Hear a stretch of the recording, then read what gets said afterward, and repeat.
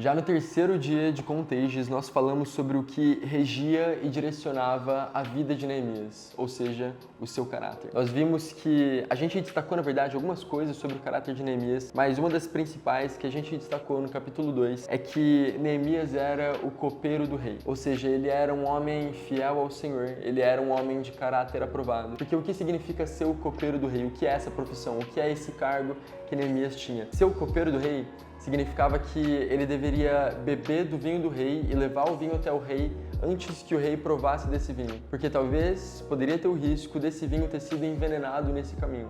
Então ele tomava desse vinho, colocando a sua vida em risco por proteção ao rei. Isso significava que ele era um homem de confiança para o rei. Ele era um homem que estava disposto a sacrificar a sua própria vida em favor do rei. Ele era um homem fiel ao rei. Mas acima disso, e principalmente, a gente vê que antes de ser fiel ao rei de uma nação, Neemias era fiel ao Rei dos Reis, ele era fiel ao Senhor. E na verdade esse é o padrão que a gente vê na Bíblia inteira de todos os homens e mulheres de Deus, todos os servos chamados pelo Senhor, que entregam as suas vidas a Ele. E é o padrão que continua nos discípulos de Jesus. Mas agora existe uma parte, enquanto Jesus ainda estava na terra, no capítulo 20 de Mateus, versículo 21 ao 23, que a gente vê que existia um desejo no coração dos discípulos de se sentarem ao lado de Jesus, sendo ele o rei. Mas o problema é que até aqui eles ainda não tinham entendido o que isso significava. Eles ainda não tinham entendido que se sentar ao lado do rei significaria também ser copeiro do rei, significaria entregar a sua vida.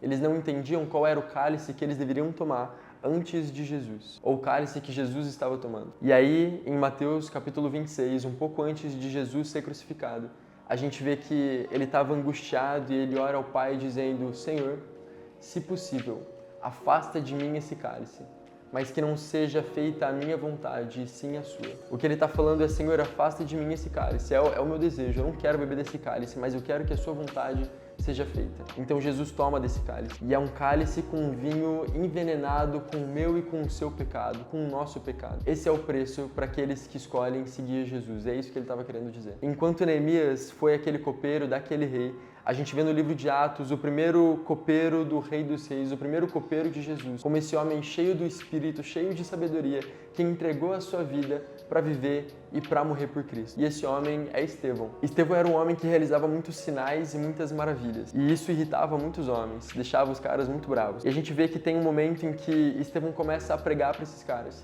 Ele começa a falar de Jesus e ele começa a falar toda a história de Deus. Mas esses caras muito bravos decidem que vão apedrejar ele. E eu quero ler com você do capítulo 7, no versículo 54. Ouvindo isso, ficaram furiosos e rangeram os dentes contra ele. Mas Estevão, cheio do Espírito Santo, levantou os olhos para o céu, viu a glória de Deus, Jesus em pé, à direita de Deus, e disse: Vejo os céus abertos e o Filho do Homem em pé, à direita de Deus. Estevão foi o primeiro homem que entregou a sua vida como um mártir, como esse que, como uma testemunha, escolhe viver e morrer por Jesus. Escolhe beber do cálice que Jesus bebeu. E esse é o padrão daqueles que servem ao Senhor e daqueles que são leais ao Senhor. Ou seja, o que Jesus procura em nós não é só um bom caráter. Ele não quer que você seja só um bom cidadão, uma boa pessoa no mundo. Ele quer ver servos cheios do Espírito Santo, cheios de ousadia e de coragem, com autoridade no nome de Jesus, para se posicionarem até que o nosso Rei venha.